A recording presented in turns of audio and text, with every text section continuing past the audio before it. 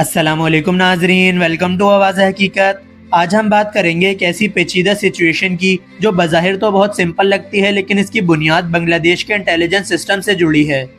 چند ماہ پہلے جب بنگلہ دیش کی فوجی لیڈرشپ، بالخصوص جب ایئر چیف نے پاکستان کا وزٹ کیا تھا، تو ایک نئی امید پیدا ہوئی تھی کہ دونوں ممالک کے درمیان ڈیفنس کوآپریشن، خاص طور پر JF-17 بلاک 3 کی ڈیل کو لے کر معاملات اب فائنل سٹیج میں انٹر ہو رہے ہیں۔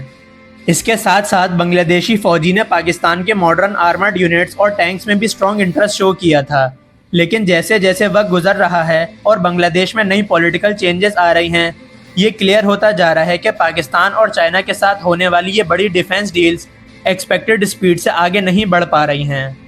اس ڈیلے کی سب سے بڑی ریزن بنگلہ دیش کے اندر موجود وہ ڈیپ اسٹیٹ یا انٹیلیجنس سسٹم ہے جو دہائیوں کے انفلوئنس کی وجہ سے ابھی بھی انڈیا کی طرف جھکاؤ رکھتا ہے۔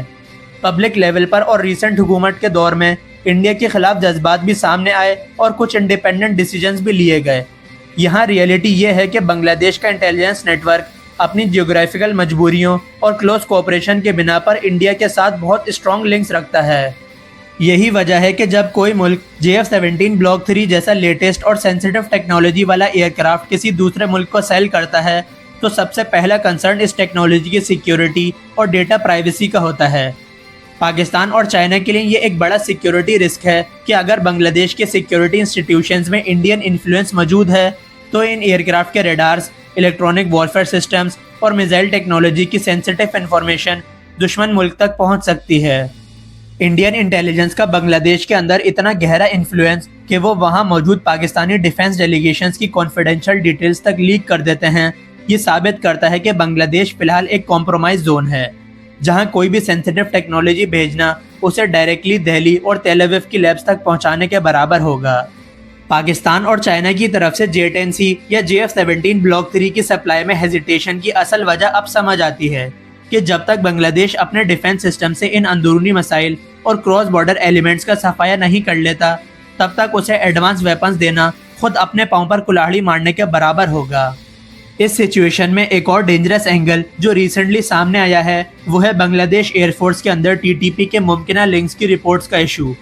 یہ نہ صرف بنگلہ دیش کی انٹرنل سیکیورٹی کے لیے کویشچن مارک ہے، بلکہ پاکستان کے لیے بھی بہت کنسرننگ ہے، کیونکہ پاکستان اپنی ڈیفنس پروڈکٹس ایسے ہاتھوں میں دینے سے کترائے گا جہاں سیکیورٹی ارینجمنٹس کویشچنیبل ہوں۔ یہاں یہ سمجھنا ضروری ہے کہ بنگلہ دیش کی خود مختاری اس وقت تک ادھوری ہے جب تک وہ اپنی بیسک نیڈز، بالخصوص الیکٹریسٹی اور فیول کے لیے انڈیا پر ڈیپینڈ کرتا ہے۔ جب ایک ملک اپنی بیسک چیزوں کے لیے اپنے نیبر پر ڈیپینڈ کرتا ہے، تو وہ نیبر ملک اسے ایک اسٹریٹجک لیوریج کے طور پر یوز کرتا ہے۔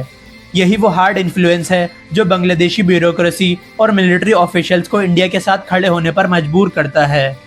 اگرچہ شیخ حسینہ واجد کے جانے کے بعد انوائرمنٹ چینج ہوا ہے اور بنگلہ دیش نے کئی انڈیپینڈنٹ ڈیسیجنز بھی لیے ہیں، لیکن جب تک بنگلہ دیش اپنی انرجی کے لیے انڈیا پر ڈیپینڈنٹ ہے، اس کی کمپلیٹ خود مختاری ایک خواب ہی رہے گی۔ اگرچہ under construction nuclear power plant India پر ڈیپینڈنس ختم کرنے کے لیے ایک گیم چینجر ہے، لیکن اسٹیٹ انسٹیٹیوشن سے دہائیوں پرانا فورن انفلوئنس نکالنا ایک لانگ اور پیشنس والا پروسیس ہے۔ اس وقت بنگلہ دیش کی اصل اسٹرینتھ اس کی ینگ جنریشن ہے، جو پاکستان اور چائنا کے ساتھ اسٹریٹجک الائنس کی اسٹرانگ سپورٹر ہے۔ پبلک لیول پر موجود یہ پریشر دھیرے دھیرے گورنمنٹ کو مجبور کرے گا کہ وہ اپنے انٹرنل سسٹمز میں موجود انڈین انفلوئنس کو ختم کریں۔ پاکستان کے لیے اس وقت بیسٹ اسٹریٹجی ویٹ اینڈ سی کی ہے، کیونکہ جلدی میں سینسیٹیو ڈیفنس ٹیکنالوجی کا ٹرانسفر پاکستان کے اپنے انٹرسٹ کے خلاف جا سکتا ہے۔